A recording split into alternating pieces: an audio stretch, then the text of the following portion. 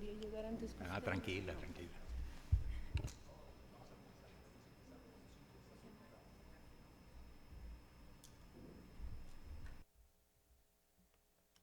Muy buenas tardes. ¿No? Sí, ya. Muy buenas tardes. Con todos, colegas, soy Isabel Vera, gerente médico de Abbott Nutrición, y estoy muy complacida de estar nuevamente en el Congreso, este Congreso que nos alberga a todos desde que fuimos estudiantes.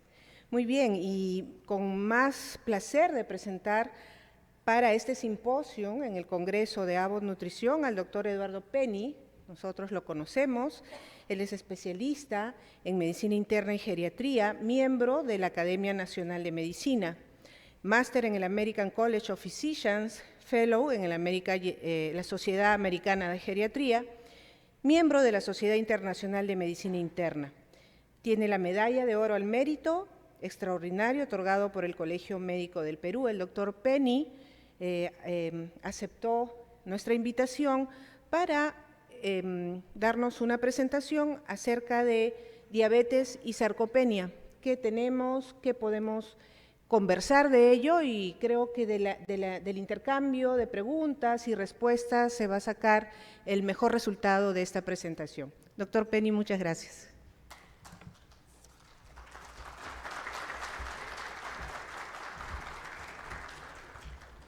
Nuevamente buenas tardes con todos ustedes. Gracias a la doctora Marisabel Vera por su presentación. Y ese es un simposio comercial. Abbott me pidió que diera esta charla, y esta es una charla para mí limpia académicamente. O sea, yo soy responsable de haber construido esta conversación que voy a tener con ustedes en los siguientes minutos. La diabetes mellitus, como ustedes saben, es una de las enfermedades crónicas no transmisibles que más daño hacen. Y hacen daño pues por una serie de situaciones, no solamente por los problemas de hiperglicemia, de los desequilibrios, de los daños de órgano y por la presencia de marcadores inflamatorios crónicos de enfermedad. Pero sin embargo, yo quiero que vean en esta diapositiva las comorbilidades que se presentan en diabéticos. Es una publicación del año pasado, de fines del año pasado prácticamente, y vean ustedes toda la lista de comorbilidades que se presentan en diabéticos. Pero nadie ve ahí nada relacionado a músculo y nadie ve ahí relacionado a sarcopenia. Mírenlo ustedes, analícenlo. Sin embargo, sabemos que la parte osteomuscular tiene una asociación con problemas de diabetes. Ese es un capítulo que se está desarrollando, el de la parte de hueso. Yo no voy a hablar de eso, yo voy a hablar de músculo hoy día.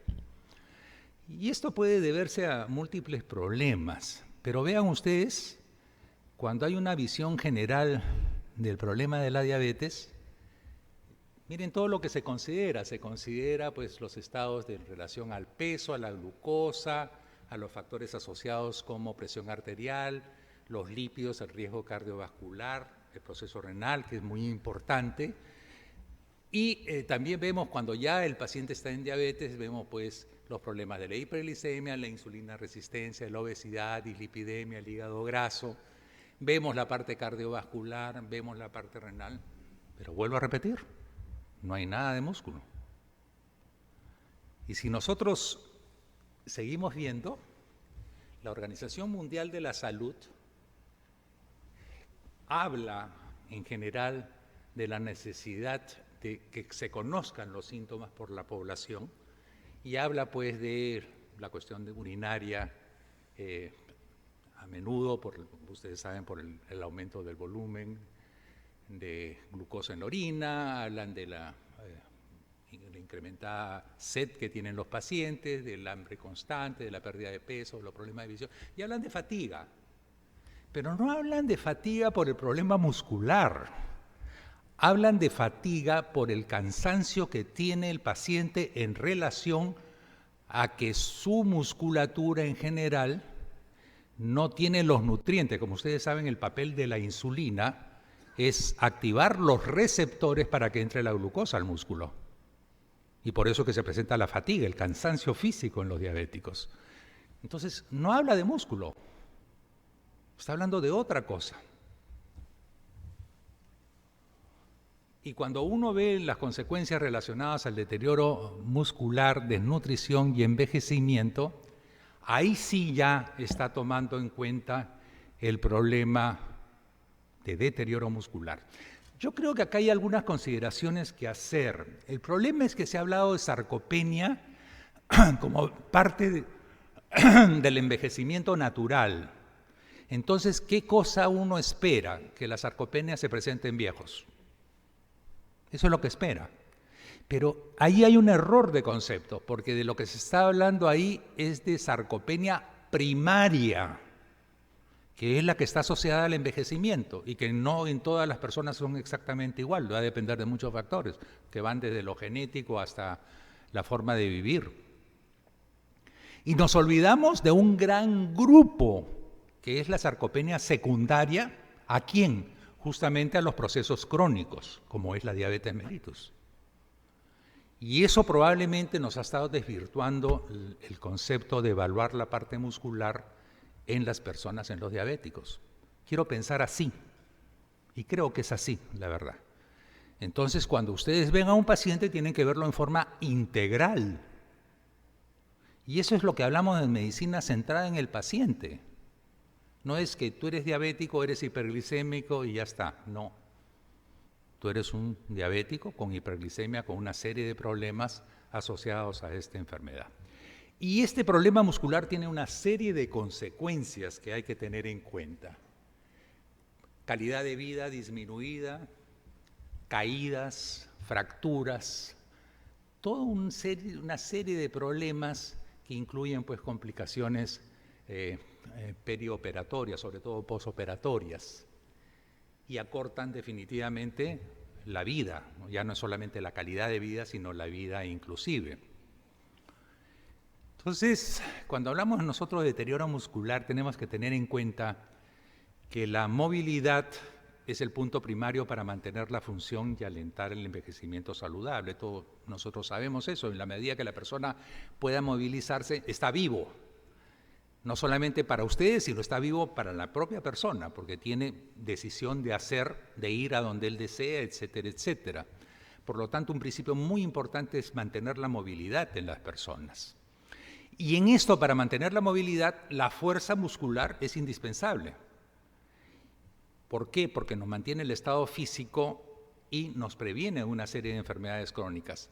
Las personas que están en un estado de postración o que están con sedimentarismo, ustedes saben, son más hipertensos, más artrósicos, tienen enfermedad vascular cerebral, tienen enfermedad cardíaca, etcétera, etcétera. O sea, eso va asociado, y va asociado al problema obviamente, de obesidad también, etcétera, etcétera. Y se deja de considerar que el músculo no es simplemente que tiene una función mecánica. El músculo tiene una función metabólica sumamente importante. Entonces, cuando los endocrinólogos le dicen al paciente, usted tiene que caminar o tiene que hacer ejercicio, ellos están pensando probablemente en que ese paciente no se suba de peso o que eso lo ayude a controlar su musculatura. Pero ténganlo por seguro que no están pensando en su actividad muscular, porque eso le va a dar la calidad de vida, la movilidad, que es uno de los principios básicos en las personas. Entonces, uno de los problemas del envejecimiento y de muchas enfermedades crónicas es lo que se produce como atrofia muscular, y que no solamente es importante la atrofia muscular, sino la disminución de la función muscular.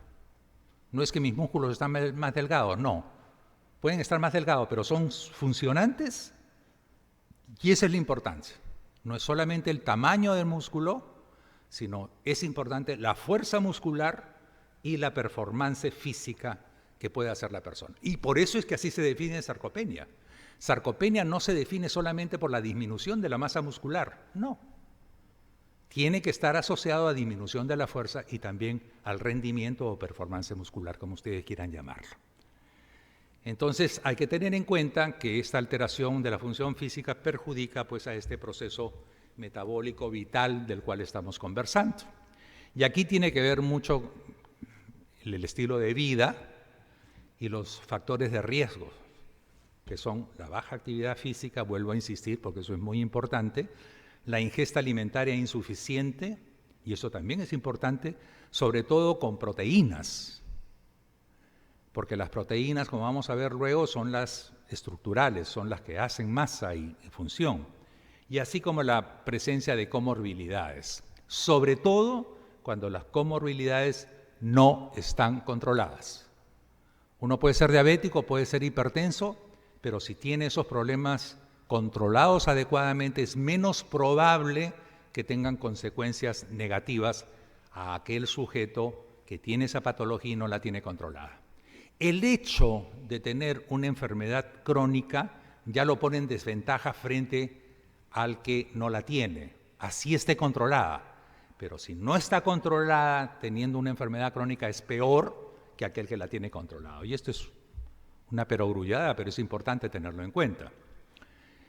También debemos entender que en el envejecimiento natural la masa muscular va declinando y declina alrededor de 1% anual a partir de los 40 años de edad.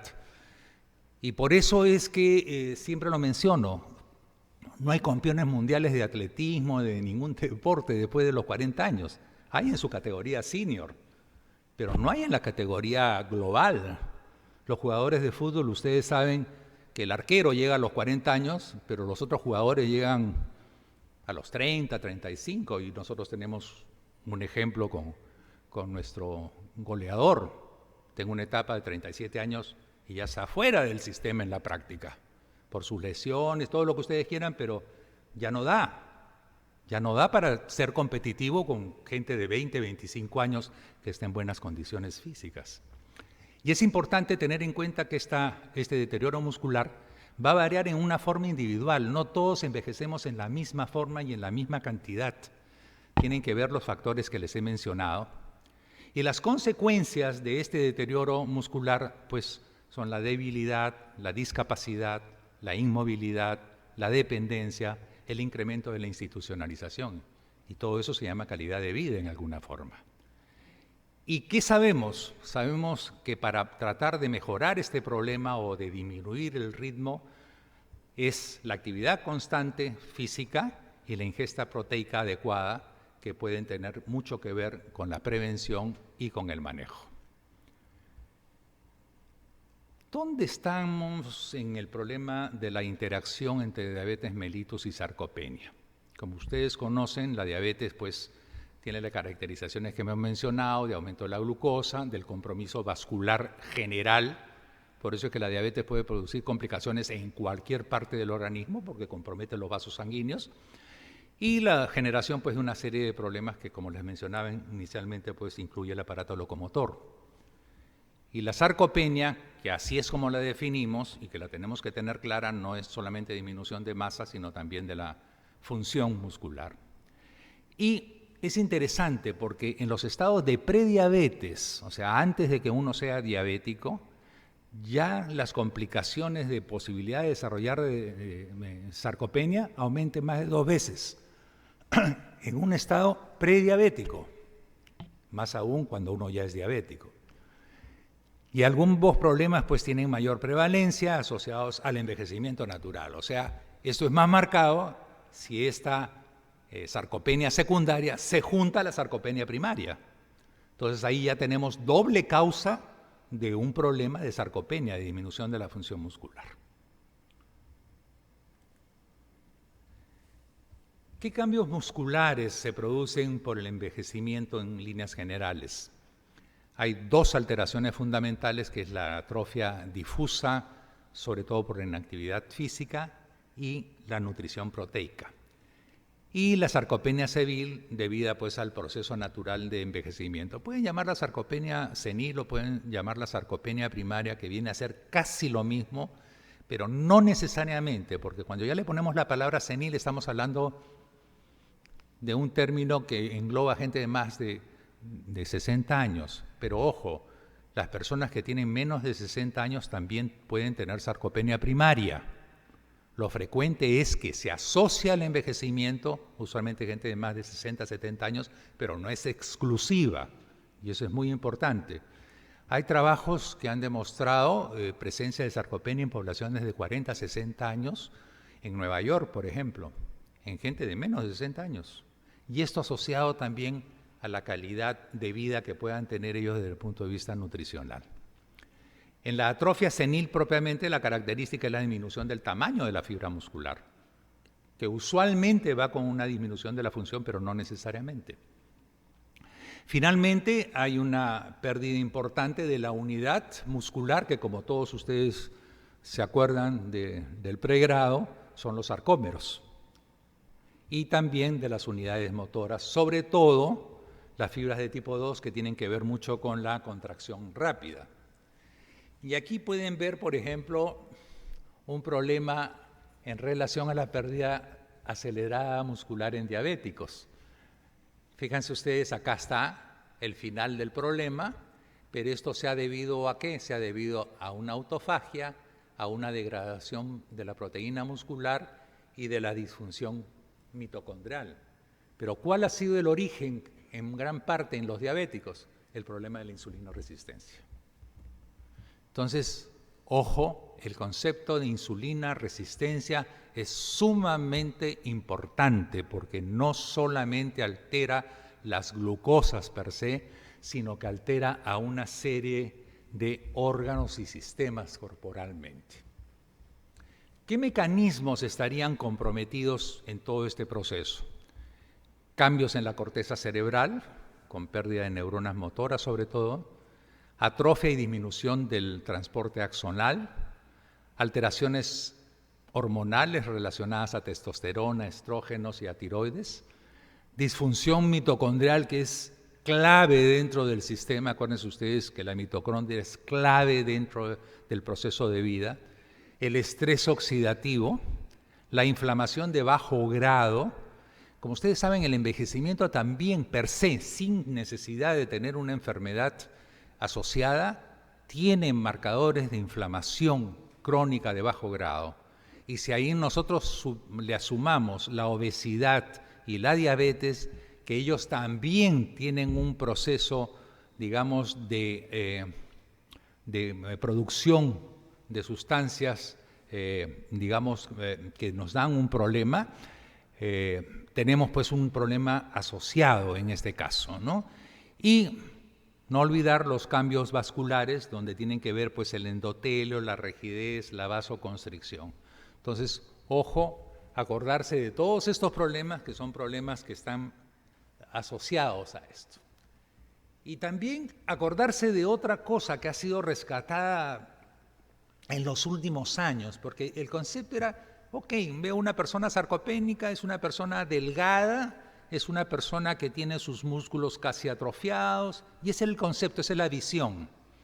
Hasta que comenzó a estudiarse y comenzó a verse que hay sarcopénicos obesos, u obesos sarcopénicos. Entonces uno descubre, le hace una resonancia, le hace una densitometría, pero en relación a la parte muscular, y se da cuenta que pueden ser obesos por masa grasa, pero cuando se va a estudiar el músculo se encuentra que las fibras musculares están disminuidas y que los músculos están infiltrados por grasa también.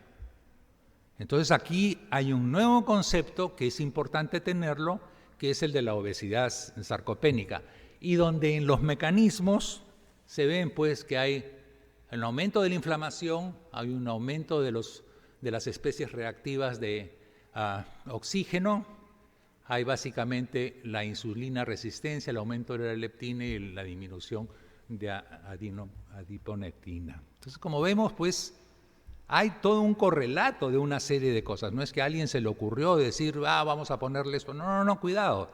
Hay una explicación fisiopatológica para todo esto.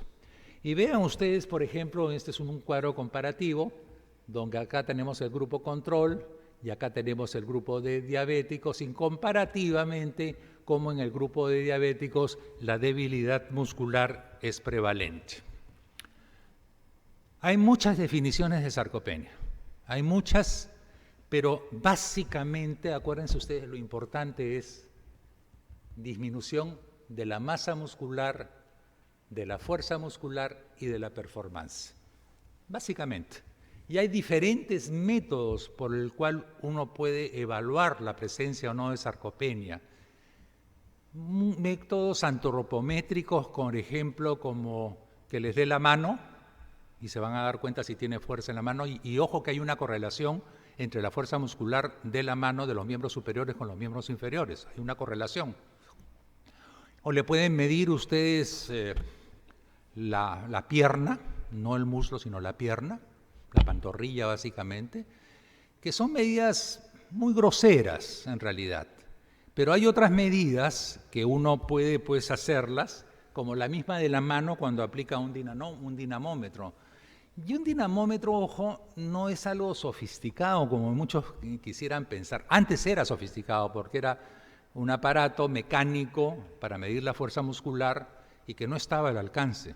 Ahora tenemos los digitales que sí están al alcance y que uno puede comprar su digital, tiene sus medidas, simplemente le dice al paciente que haga el agarrón y van a darse cuenta si ese paciente tiene problemas o no. Y también una serie de pruebas como es el sentarse, pararse, caminar dentro del consultorio, o a veces simplemente el paciente está entrando por el consultorio y ustedes están viendo que ese es un paciente debilitado muscularmente, porque se viene agarrando de alguien, ya sea de un bastón o de la persona, tiene dificultades para sentarse, tiene dificultades para pararse. Y eso ya les está hablando de un problema muscular. No le van a aceptar nadie que ustedes publiquen a esos pacientes como sarcopénica o como sarcopénicos. Nadie les va a aceptar eso. Pero para ustedes sí es muy importante decir este paciente tiene sarcopenia. ¿Por qué? Porque entra agarrándose, entra con un bastón, no puede levantarse. Cuando yo le digo que se levante varias veces, tiene dificultades para sentarse porque cae bruscamente, etcétera, etcétera. Y al final de cuentas eso es lo que cuenta. Eso es lo que cuenta. La publicación es otra cosa, pero lo que cuenta para ustedes es el día a día cuando están en el manejo de estos pacientes. ¿Por qué son importantes las proteínas en el tejido muscular? Porque hemos estado hablando de que la nutrición debe ser adecuada, sobre todo desde el punto de vista nutricional. Y es por eso, porque ayudan a la composición corporal y a su mantenimiento, tienen un rol importante en la formación muscular, se encargan de proporcionar energía a los músculos propiamente dichos, construyen, reparan y regeneran el tejido muscular, y la cantidad de proteínas y calidad a ingerir es variable. Y ese es un problema que tenemos nosotros y con nuestras poblaciones cuando son desnutridas, cuando tienen problemas de proteínas. Ustedes saben que las proteínas son caras, sobre todo las proteínas de animales que son las que tienen los aminoácidos esenciales. Y la población no tiene acceso muchas veces a esas proteínas. Entonces hay que acordarse de que hay algunas proteínas de origen animal que son rescatables. Y yo siempre rescato el huevo. El huevo es una de las mejores proteínas que nosotros podemos tener. Y entonces, y eso en alguna forma puede ser un poco más asequible que otras cosas, ¿no? Acordarse siempre de eso, por favor. ¿Cómo se genera la energía en el músculo? Proviene del ATP, que todos ustedes conocen, del ciclo de Krebs, etcétera, etcétera. No lo voy a repetir eso. 2 ADP forman un ATP. Y durante el ejercicio intenso pues se forma el AMP. No quiero entrar en esos detalles. Y tenemos 2 tipos de respiración que son muy importantes en la producción de ATP, vale decir, de energía. Y eso sí tiene que ver con lo que nosotros recomendamos cuando hablamos de ejercicios o de actividad física. Tenemos la respiración anaeróbica y la respiración aeróbica. La anaeróbica es la que no es dependiente de oxígeno. Y aquí el ATP es producido en un corto tiempo, durante un ejercicio intenso, pero lamentablemente dura muy poco tiempo. Y tenemos la respiración aeróbica, que sí es dependiente de oxígeno, donde esta pues produce energía para las contracciones musculares, bajo condiciones de reposo, inclusive durante ejercicios para correr largas distancias. Su producción es más eficiente desde el punto de vista de la respiración aeróbica, pero es más lenta. Por lo tanto, cuando nosotros recomendamos actividad física, debemos recomendar actividad física combinada, tanto la anaeróbica como la aeróbica. Lo que sí es cierto es que después de la respiración anaeróbica, la aeróbica como que se eleva rápidamente para producir un determinado balance en ellas. ¿Cómo definimos la fatiga muscular? O sea, el cansancio muscular. Y acá tenemos que ser muy claros, porque lo confundimos a veces los médicos, pero sobre todo lo confunden los pacientes. Estoy fatigado. No es una palabra usual. Cuando nosotros escuchamos estoy fatigado, lo asociamos a disnea. Y de ahí la gran importancia, y vuelvo a reiterar que este es un concepto muy básico, que es establecer claramente las molestias del paciente. ¿Qué siente usted? ¿Que le falte el aire cuando camina? ¿O se siente cansado físicamente, que no puede caminar adecuadamente o no puede levantarse? Porque si yo voy por el lado de la disnea, es otro el camino. Si yo voy por el lado de la fatiga muscular, es otro el camino, es otro el manejo, es otro el diagnóstico. Entonces, es fundamental establecer claramente la molestia en el paciente.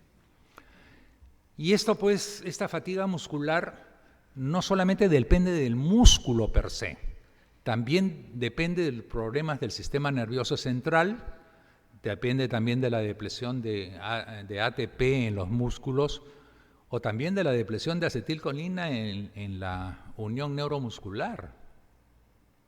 Y eso es lo que nos conduce a nosotros muchos errores cuando no tenemos en cuenta esto tan simple que les estoy diciendo, cuando se nos pasan los pacientes, por ejemplo, con miastenia gravis o con una miopatía. ¿Me entienden? Si nosotros pensamos que fatiga muscular es un problema puramente muscular, estamos cayendo en que nos vamos a músculo y nos olvidamos que esto puede venir desde el cerebro hasta terminar en la placa mioneural. Entonces, siempre que ustedes vean a un paciente que tiene debilidad o cansancio o fatiga muscular, piensen en esto, porque eso los obliga a descartar un problema neurológico o un problema de placa. Así de sencillo. Y si lo descartan, pues tiene que ser muscular.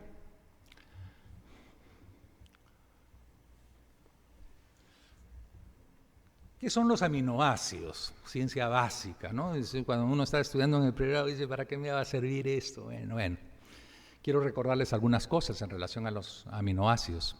Esas son moléculas orgánicas que tienen un grupo amino, el NH2, como ustedes saben, en un extremo y un grupo carboxílico en el otro, con un carbono intermedio, con un hidrógeno y una cadena lateral específica para cada aminoácido. Entonces eso es lo que los diferencia, las cadenas laterales. Son la base de la formación proteica. Si no hubieran aminoácidos no podríamos formar proteínas.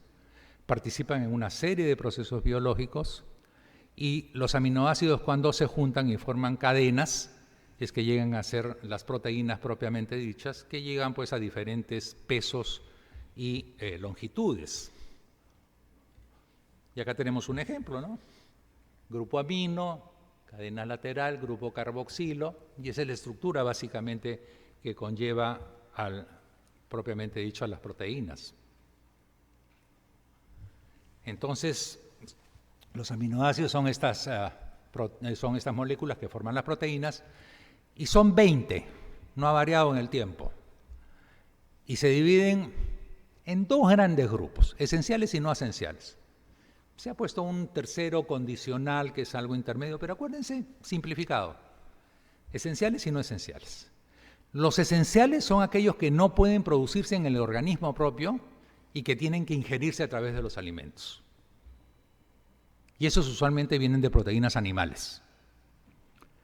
¿Cuáles son estos? La histidina, isoleucina, leucina, lisina, metionina, fenilalanina, treonina, triptofano y valina. Y acá tres son los importantes.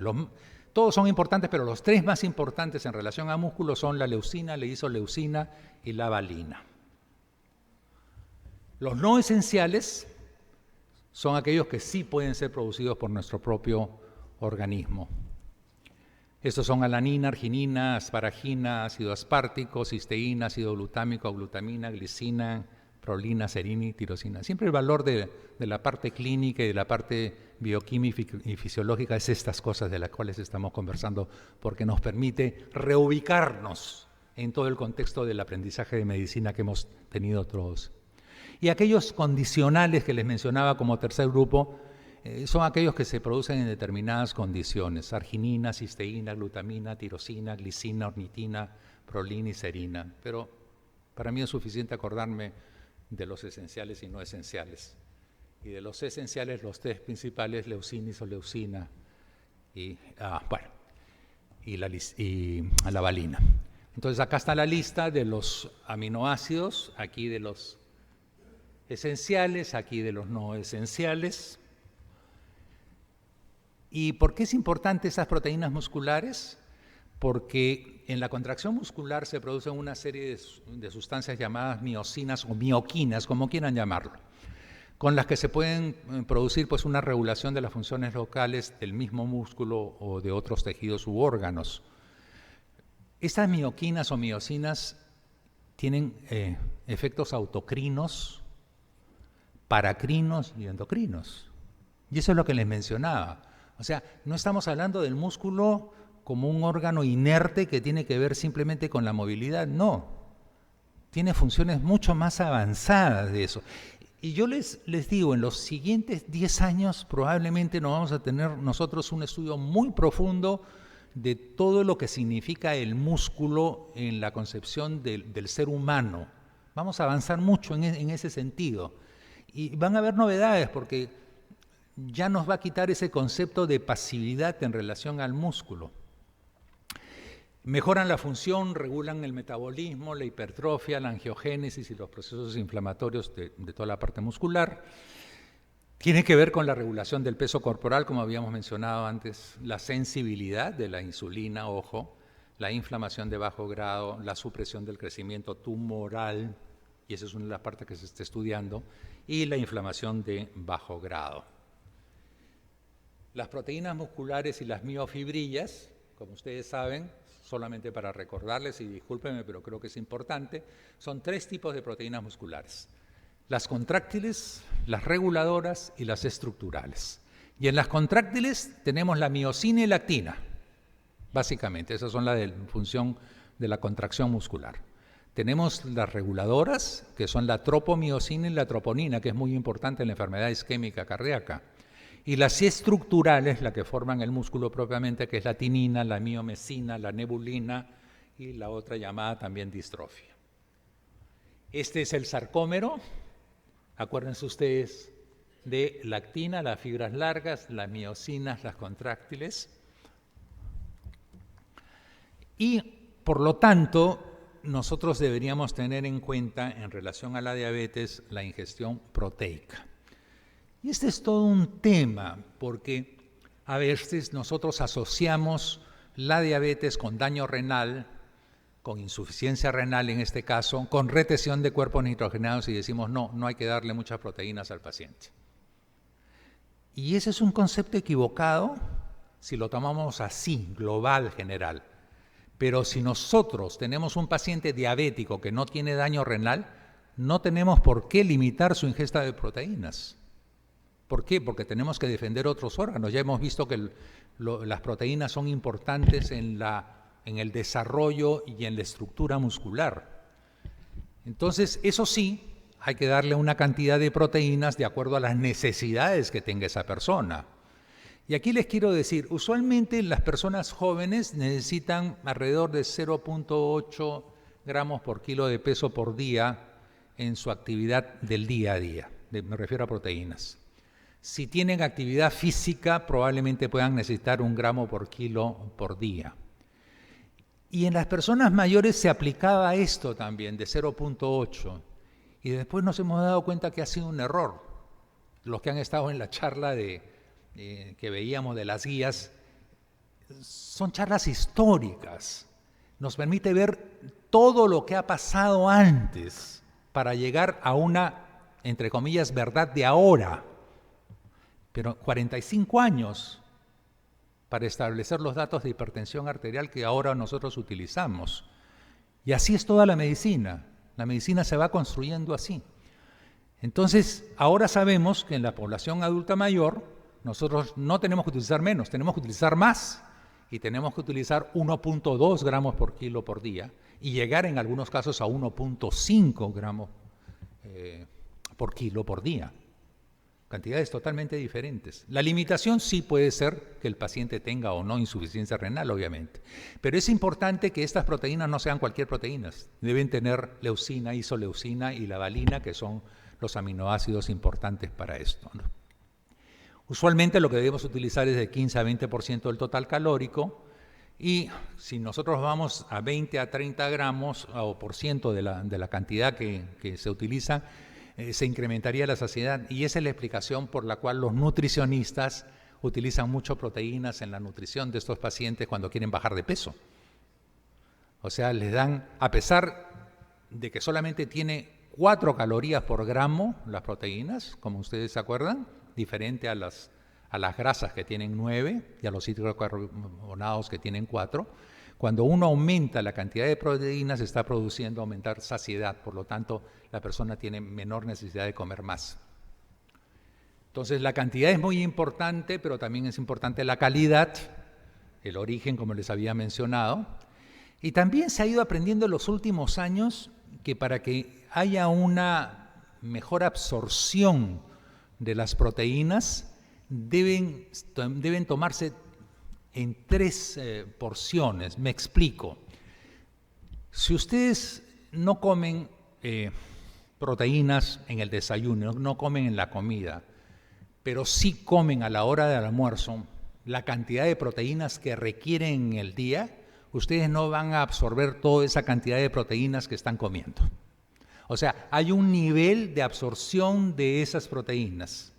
Por lo tanto, esa misma cantidad que ustedes comen en un solo alimento deberían estar distribuidas en 3 veces para poder absorber el pleno de esa cantidad.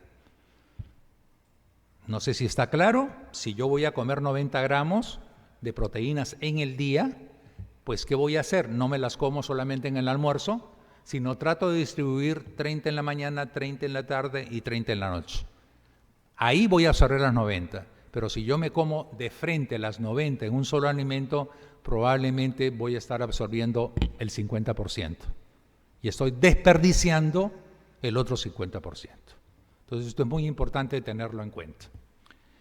Después, como les mencionaba, pues es crítica los aminoácidos, en este caso la leucina, la llamada la reina de los aminoácidos. Y es importante porque entra pues en una vía metabólica que produce una síntesis proteica. Y la llaman la reina de los aminoácidos porque estimula la síntesis proteica, es anabólica, porque aporta energía durante la actividad física y porque es un recuperador energético y muscular, cosas que se necesitan en el día a día. Y los requerimientos de leucina, que es uno de los 3 aminoácidos importantes, es un anticatabólico, una necesidad mínima se necesita usualmente de 14 miligramos por kilo por día. Y el problema es que, miren ustedes la cantidad de alimentos que son ricos en leucina. Lamentablemente la unidad por peso de cantidad de leucina es relativamente baja, pero como ustedes podrán ver acá, las principales están pues en las proteínas de origen animal, más que en las vegetales. No es que no estén en las vegetales, sino muy poca cantidad, lo cual no los hace efectivos. Finalmente quiero mostrarles este estudio, el estudio SPRINT, no es el mismo de hipertensión, que también se llama SPRINT por si acaso. Este es con doble T. ¿Se acuerdan que el estudio SPRINT en hipertensión es el que valora pacientes con presiones arteriales de menos de 140 versus menos de 120, ¿no?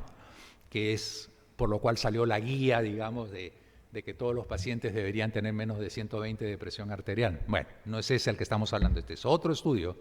Y ese es un estudio que se realizó en más de 1.500 personas de 70 o más años, 11 países europeos que tenían fragilidad y sarcopenia a la vez.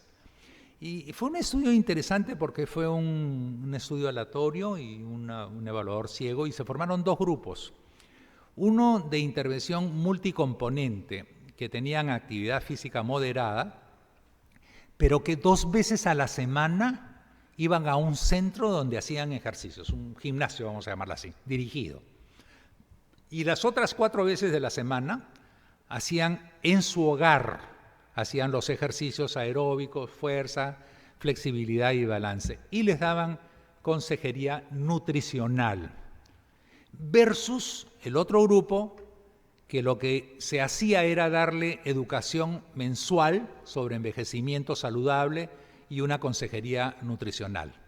O sea, no era que tenían una actividad física dirigida de 4 veces a la semana y 2 veces a la semana en un gimnasio. No, simplemente le daban educación y los dejaban que si querían hacían ejercicios, si no, no. ¿Ok? Y les hacen un seguimiento a 36 meses, o sea, 3 años básicamente. ¿Y qué mediciones hacían? El Short Physical Performance Battery, que es algo que se utiliza mucho en geriatría, que es una batería de performance, de física, pero de corta, pequeña, y capacidad para caminar 400 metros en forma independiente. ¿Cuáles fueron las conclusiones, para no hacer más largo esto? Comprobaron que la intervención multicomponente basada en la moderada actividad física, con soporte tecnológico, que era el ir al gimnasio 2 veces a la semana, y la consejería nutricional, estuvo asociada con una reducción en la incidencia de discapacidad de la movilidad en personas mayores con fragilidad y sarcopenia en un seguimiento a 3 años. Vamos a traducir esto. ¿Qué significa? Significa que a nuestros pacientes que estamos diagnosticando fragilidad, o sea, ese estado de vulnerabilidad, más un estado de sarcopenia, deberíamos nosotros darle educación, deberíamos someterlos a actividad física moderada regulatoria, podríamos aconsejarlos que también vayan un par de veces a la semana para que sean dirigidos en ejercicios, y le deberíamos dar una buena consejería nutricional que esté en relación a la alimentación. O sea, ¿por qué es importante ese estudio? Porque lo que nos está diciendo es lo que debemos hacer con nuestros pacientes que tienen fragilidades. Eso es traer la academia al día a día. Entonces, a partir de mañana, ustedes ya saben la solución, no mañana que es domingo, pero sí el lunes, para recomendarle a sus pacientes este tipo de cosas. Si no lo hacen, han perdido el tiempo escuchando eso, ¿no? Ese es importante. Yo creo que ese concepto de poder trasladar lo académico, lo teórico, las charlas, si no las da al paciente o a las personas en general, no tiene ningún sentido, es una pérdida de tiempo. Vamos a llevar algunas cosas a casa. La movilidad es el punto primario para mantener la función de las personas, acuérdense de eso. El tejido muscular es muy importante por permitir el movimiento y el proceso metabólico normal. Ojo, rescaten eso. Las proteínas y los aminoácidos esenciales, así como otros nutrientes como las vitaminas y minerales, y en esto tiene que ver mucho la vitamina D, que es un componente importante, son indispensables en el mantenimiento del tejido muscular.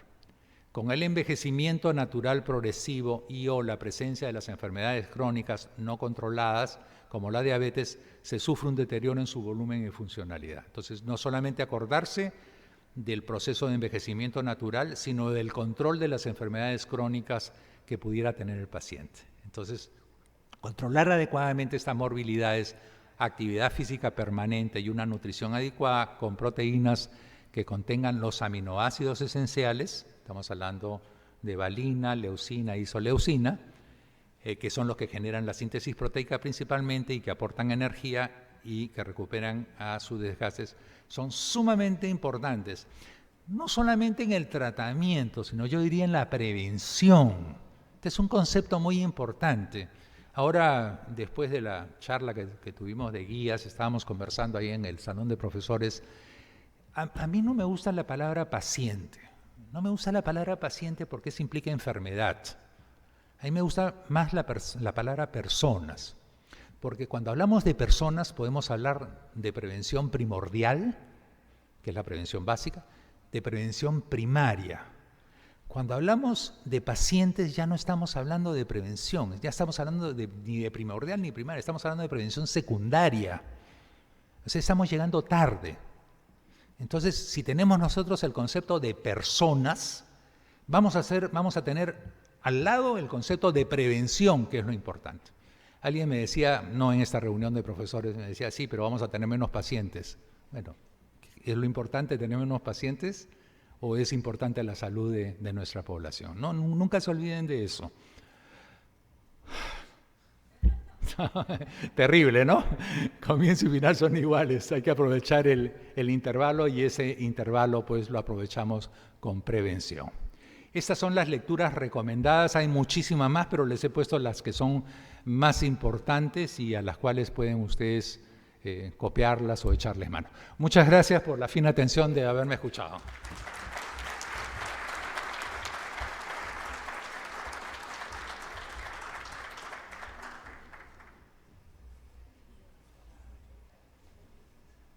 Siempre es un placer escuchar al doctor Penny, nos da ganas de salir corriendo a hacer ejercicio, vamos levantando nuestras pesitas acá mientras estamos escuchando, querido doctor. ¿Tenemos alguna pregunta de ustedes, estimados colegas? Acá el doctor, por favor, si le pueden pasar el micrófono.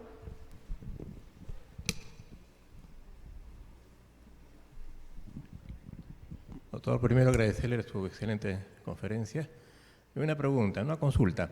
Los productos andinos, la quino, la kiwicha, en diabetes, en su experiencia, ¿qué nos podría comentar, por favor?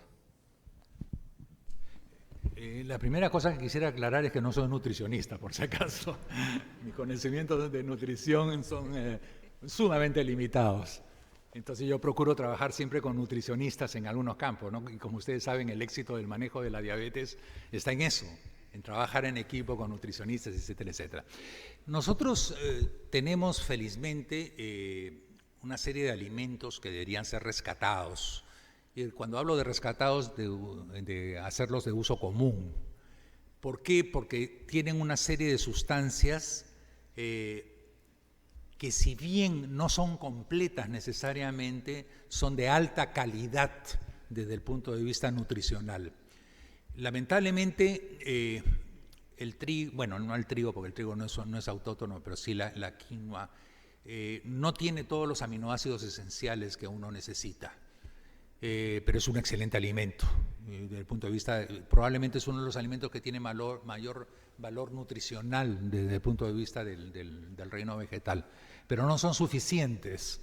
Por eso es que uno necesita, digamos, el consumir proteínas animales complementarias. Y ese es un problema que tienen la gente que solamente, los veganos.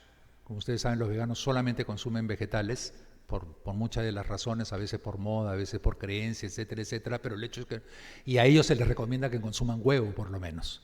Porque con el huevo tienen ellos los aminoácidos esenciales que no están presentes en el reino vegetal en la cantidad suficiente que se necesitan, ¿no? Pero puede ser una respuesta incompleta porque no soy nutricionista ni he hecho estudios específicos sobre eso, doctor. Gracias por su pregunta. Acá tenemos otra pregunta, por favor. Gracias.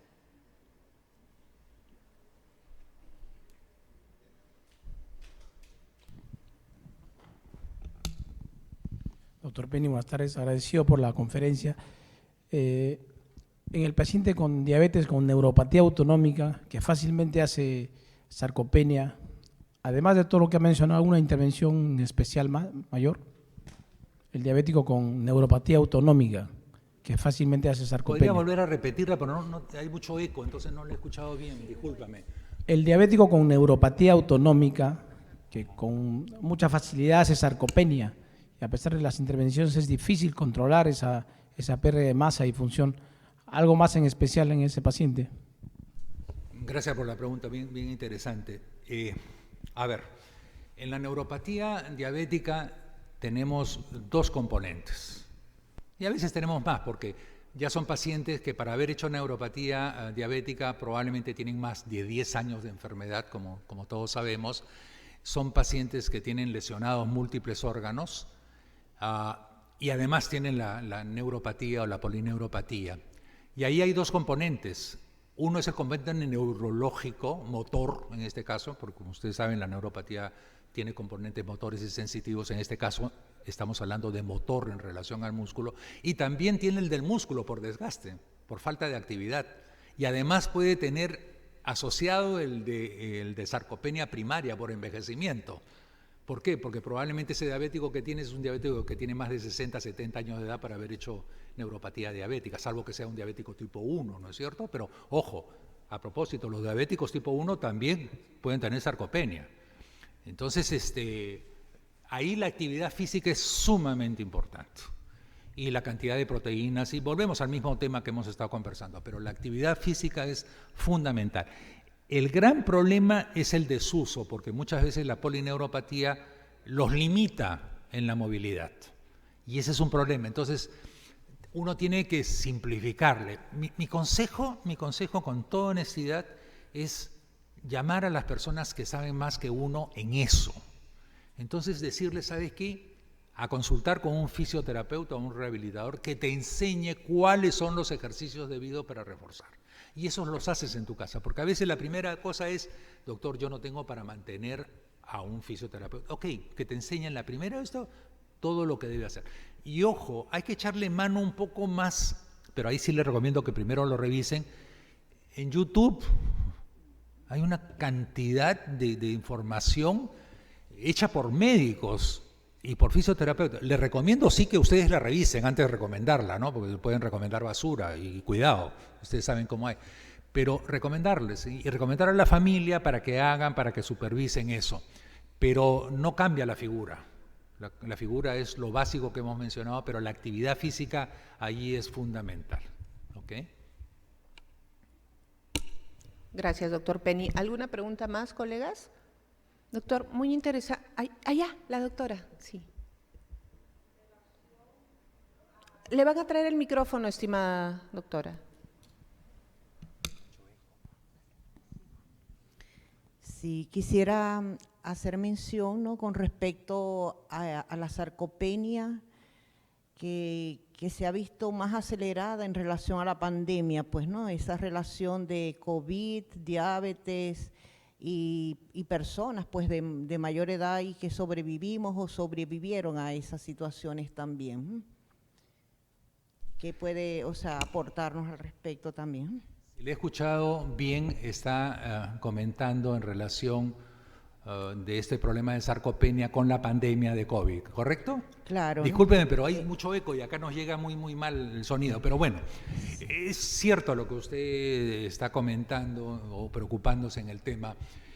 Nosotros hemos asistido con la pandemia a muchísimos problemas, no voy a entrar en detalles, pero uno de los problemas ha sido la limitación en el movimiento de las personas. O sea, hay personas que antes de la pandemia salían al mercado a hacer sus compras, salían a pasear, etcétera, etcétera, etcétera. Pero con los problemas de la pandemia se restringieron a sus domicilios. Y no hay que olvidar que gran parte de la población peruana, su domicilio no pasa de 20 metros cuadrados. Por lo tanto, han estado sumamente limitados. Y no solamente han estado limitados en cuanto a la movilidad, sino han estado también limitados por cuestiones económicas a la ingesta de proteínas.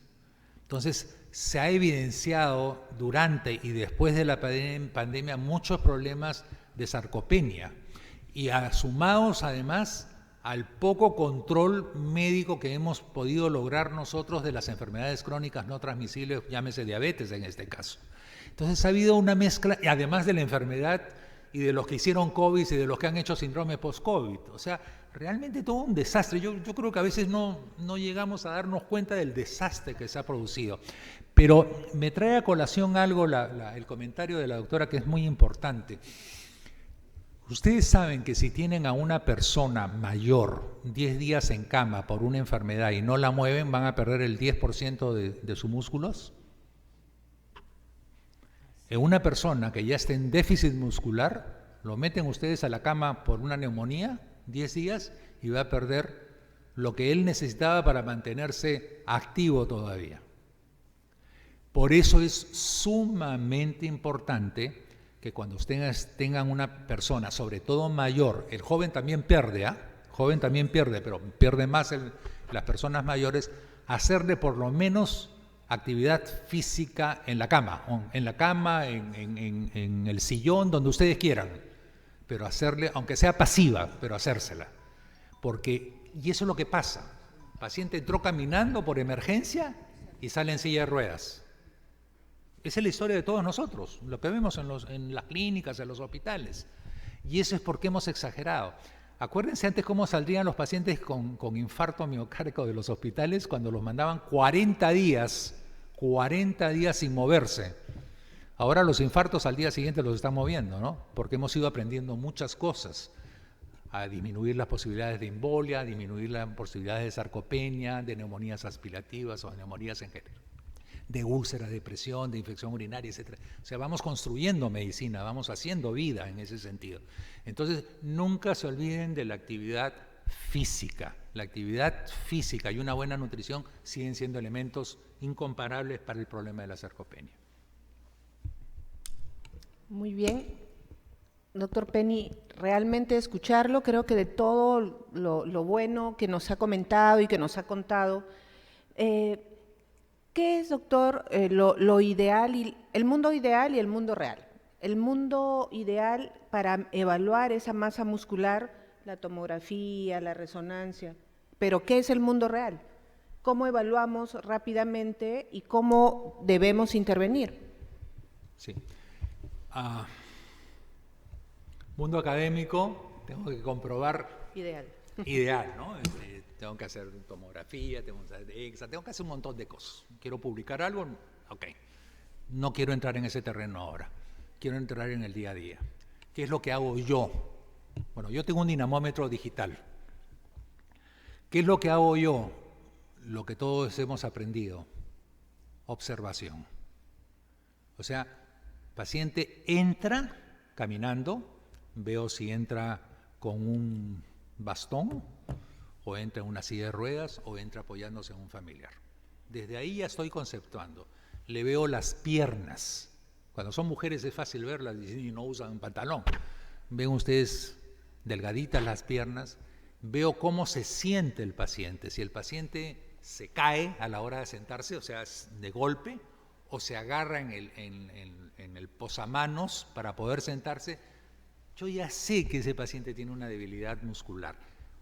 Ojo, puede ser neurológica, por todas las razones, o puede ser muscular. Lo más probable es que sea muscular, ¿no? Pero veo eso y después trato de comprobar. ¿Cómo compruebo yo? Le mido la pantorrilla, la circunferencia, no me salía la palabra, me salía circulatorio, mucho pensamiento cardiovascular, creo yo. La circunferencia, y le pido una prueba, dos pruebas muy sencillas, la verdad. Le pido que me apriete la mano. Le cruzo las manos, yo me las cruzo, que las cruce. Le digo, apriéteme todo lo que pueda. Mucho más, apriéteme. Y ahí me doy cuenta si tiene debilidad muscular o no en los brazos. Es un buen correlato. Nunca voy a poder publicar una cosa así. No voy a decir apretón de mano como diagnóstico de sarcopenia. No, pues nadie se lo va a aceptar. Pero en el mundo, en el día a día, sí les va a ayudar. Y le digo, hágame un favor, señor o señora. Quiero que sin agarrarse usted en el reposamanos o reposabrazos, se pare y se siente así, con las manos así, 5 veces. Entonces tú lo ves cómo está tratando, no puede ni a la primera y ese paciente tiene sarcopenia. ¿Me entiende? Algunos aguantan la primera y la segunda, pero la tercera no pueden. Y la otra cosa que siempre les pregunto es, ¿usted sube escaleras? Sí, doctor. ¿Y qué tal la sube? Bien, rápidamente, no tengo ningún problema, ¿ok? ¿Cómo la sube usted? Bueno, de pasito a paso, doctor. ¿Por qué? ¿Porque tiene miedo a caerse? No, porque no me dan las piernas. O te dicen, me paro, pero me paro en el descanso, y ahí me quedo un ratito para tomar fuerza y para agarrar. Usted puede caminar una vuelta a la manzana, no le digo 400 metros, le digo una vuelta a la manzana, porque usted le dice 400 metros y dice 400 metros, ¿qué será? No, una vuelta a la manzana, que son 400 metros.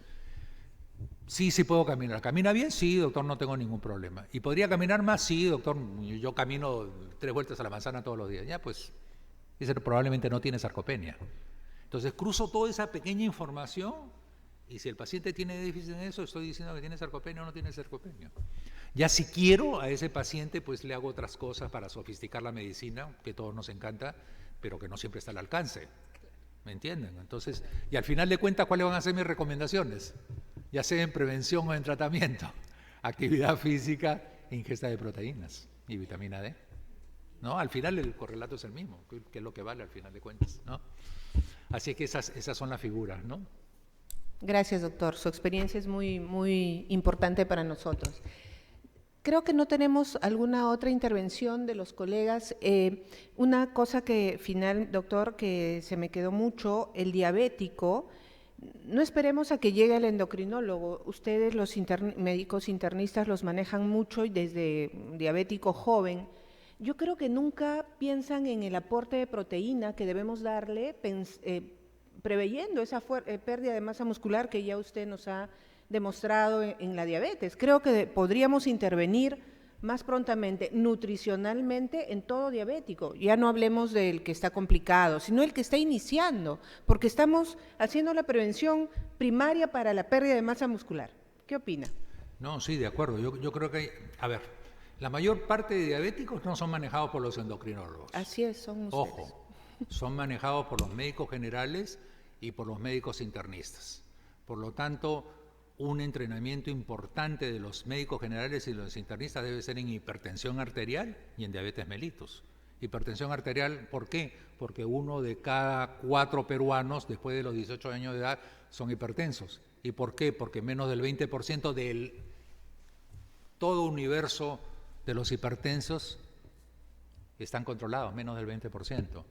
Y diabéticos es porque cerca del 10% de la población peruana después de los 18 años de edad son diabéticos y porque 1 de cada 3 está controlado. Entonces, ¿cómo no pasarles la responsabilidad a los médicos generales y a los médicos internistas? ¿No es cierto? Entonces, asumir la responsabilidad en este caso. Por lo tanto, si nosotros somos los que descubrimos, porque no lo descubren, ojo, la diabetes no es descubierta por los endocrinólogos, es descubierta por nosotros. Cuando nosotros evaluamos a un paciente, ya sea porque viene sintomático o porque le hacemos una evaluación general y la glucosa está elevada o sospechamos por antecedentes familiares y porque tiene sobrepeso y si lo hemos visto con acantosis nigricans y todo lo que ustedes quieran, le pedimos una glicemia está elevada, estamos haciendo el diagnóstico ahí, tardío o inicial, pero lo estamos haciendo nosotros. Otra cosa es que se los pasemos a los endocrinólogos, pero nosotros somos el primer grupo que los ve y por lo tanto tenemos la responsabilidad de manejarlos adecuadamente desde un primer momento por el problema de la memoria metabólica.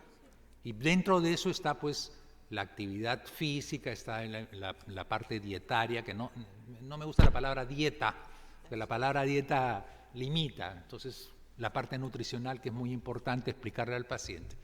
Y ahora a las 3:30 tengo una charla sobre inercia terapéutica y vamos a ver un poco de qué es lo que pasa acá en el país con los diabéticos y con los endocrinólogos, ojo. Entonces, cuidado, ¿no? Nosotros, ya sea como médicos generales o como médicos internistas, tenemos que tener muy buen entrenamiento en estos grandes problemas que aqueja a la sociedad.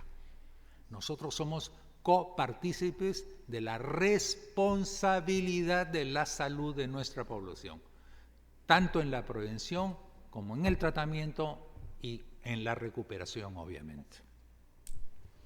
Bueno, muchísimas gracias, doctor Penny. Siempre es un placer y le agradezco mucho que haya aceptado nuestra invitación a participar en este simposio de Abbott Nutrición.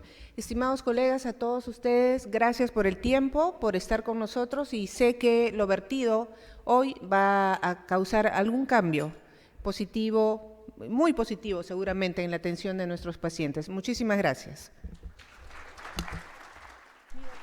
Ahorita viene otro simposio, no se vayan, que siempre se pone bueno.